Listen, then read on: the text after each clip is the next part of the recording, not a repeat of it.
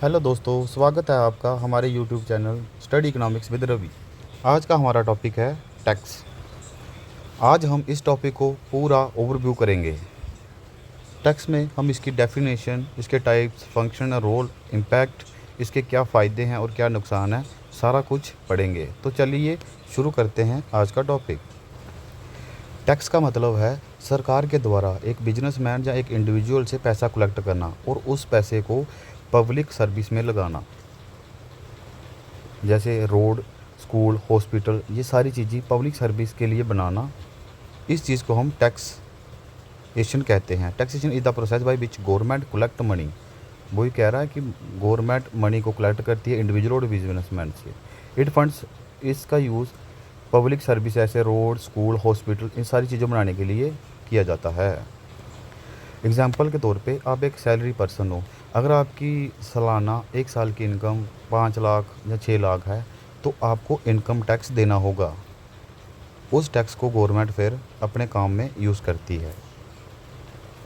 इसके बाद आ गया टाइप्स ऑफ टैक्सेस। मेनली जो टैक्सेस के दो प्रकार के होते हैं, एक होता है डायरेक्ट टैक्स और होता है इनडायरेक्ट टैक्स। डायरेक्ट टैक्स में डायरेक्टली पेड किया जाता है। एग्जांपल तौर पे जैसे कोई सैलरी पर्सन है, गवर्नमेंट एम्प्लॉयमेंट है या कोऑपरेटिव टैक्स है तो उन पे डायरेक्ट टैक्स लगता है।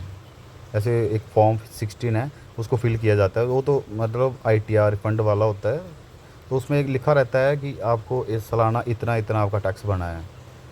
कॉर्पोरेटिव टैक्स और इंडायरेक्ट टैक्स होता है जैसे जो भी हम मार्केट से सामान खरीदते हैं, जैसे बेसिक नेसेसिटी, जो हमारी बेसिक ज़रूरतें हैं, खाने पीने की चीज़ें होगी, पहनने की चीज़ें होगी, मतलब सारी चीज़ें, उस पे इनडायरेक्टली टैक्स लगा होता है। जैसे GST, goods and service tax.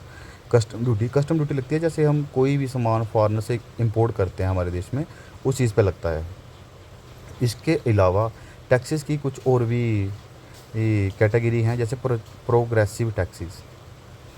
Progressive tax में होता है कि अगर आपकी इनकम हाई है तो हाई टैक्स लगेगा। जैसे आपकी इनकम 5 लाख है तो उसका कुछ मतलब एक रेट रखा होता है, रेट ऑफ टैक्स, उसके अकॉर्डिंग टैक्स लगेगा।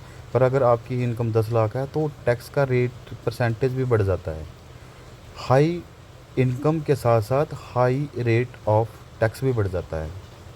एग्जाम्पल के तौर पे इनकम टैक्स। उसके बाद आ गया रिग्रेसिव टैक्स। रिग्रेसिव टैक्स में टैक्स सबके लिए एक समान होता है। जैसे कोई इंडिविजुअल है, जैसे कोई रिच है, कोई पोर है, सबको एक समान टैक्स देना पड़ता है।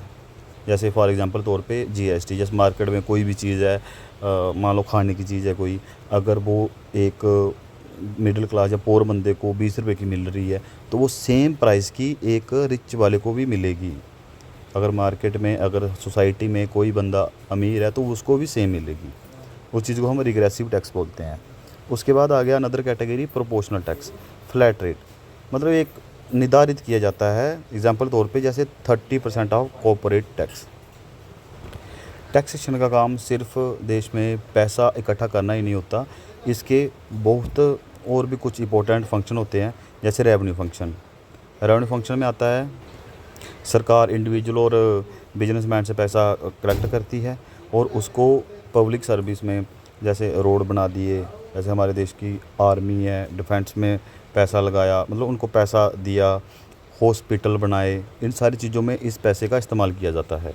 इसके बाद आ गया redistributive reduce inequality tax rich helping poor. इसका मतलब है कि जो समाज में, हमारी सोसाइटी में एक गैप है बिटवीन रिच और पोर के बीच में, उसको हम इनक्वालिटी बोलते हैं। मतलब दोनों समान बराबर नहीं है, तो उस चीज़ को रिड्यूस करता है। रिड्यूस कैसे करता है? टैक्स करता है, अमीरों पे टैक्स लगाते हैं और उसको गरीबों में हेल्प के तौर पे, जैसे एक सब्सिडी प्रोवाइड कर देना।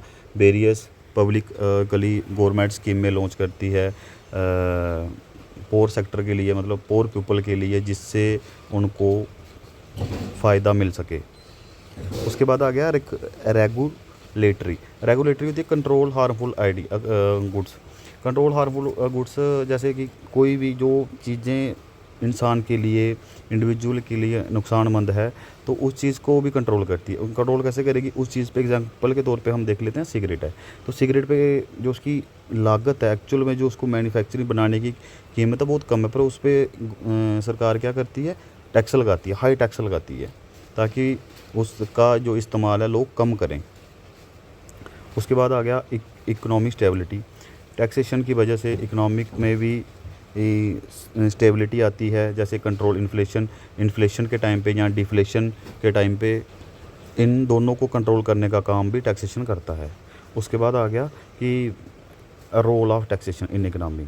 फंड डेवलपमेंट में जैसे सोसाइटी में इंफ्रास्ट्रक्चर को डेवलप करना, रोड्स बनाना, मेट्रो बनवाना। उसके बाद आ गया generate employment, government jobs provide करता है गवर्नमेंट जॉब। फिर उसके बाद हमारा आ गया स्पोर्ट वेलफेयर। स्पोर्ट वेलफेयर में आता है स्कीम जैसे MG NREGA, Mahatma Gandhi national rural employment guarantee act. ये एक्ट 2005 में आया था, पर इसको रीनेम दिया गया था 2009 में। तो ऐसी वेलफेयर जो स्कीम है वो भी सरकार के टैक्सेशन के द्वारा मतलब प्रोवाइड करती हैं। उसके बाद आ गया encourage oblique discourage activity, tax break for EVS। इसका मतलब है कि गवर्नमेंट की जो एक्टिविटी है वो किसी चीज़ को इनकरेज या डिस्करेज कर सकती है। अगर किसी चीज़ को गवर्नमेंट ने मतलब बढ़ाना हो, मार्केट में लेके आना है, जैसे इलेक्ट्रिक व्हीकल है, तो उस पर क्या करेगी सरकार? टैक्स कम कर देगी, जिससे उसकी ज़्यादा से ज़्यादा मतलब लोग ज़्यादा से ज़्यादा उस चीज़ को खरीदेंगे। Impact of taxation on consumer. जो इम्पैक्ट है, जो टैक्सेशन का इम्पैक्ट है, हर चीज़ पे पड़ता है। एक कंज्यूमर पे पड़ता है, उसको मैन्युफैक्चरिंग, एक प्रोड्यूसर, एक बिजनेसमैन के ऊपर भी पड़ता है, हमारी सेविंग के ऊपर भी पड़ता है, और एम्प्लॉयमेंट के ऊपर भी पड़ता है। एक कंज्यूमर के ऊपर कैसे बढ़ेगा? जैसे टैक्स बढ़ेगा तो जाहिर सी बात है हर आइटम का, हर प्राइस जो आइटम है, बेसिक नीड है, जो बंदा हर इंडिविजुअल डेली बेसिस पे यूज़ करता है चीज़ें, उसका प्राइस भी बढ़ता है। On producer affect profit and investment. Saving में ये है कि अगर हमारा इनकम का जो बड़ा सा हिस्सा अगर वो टैक्स में ही चला जाए, तो जो हमारी सेविंग है वो कम हो जाती है। उसके बाद एक एम्प्लॉयमेंट के ऊपर,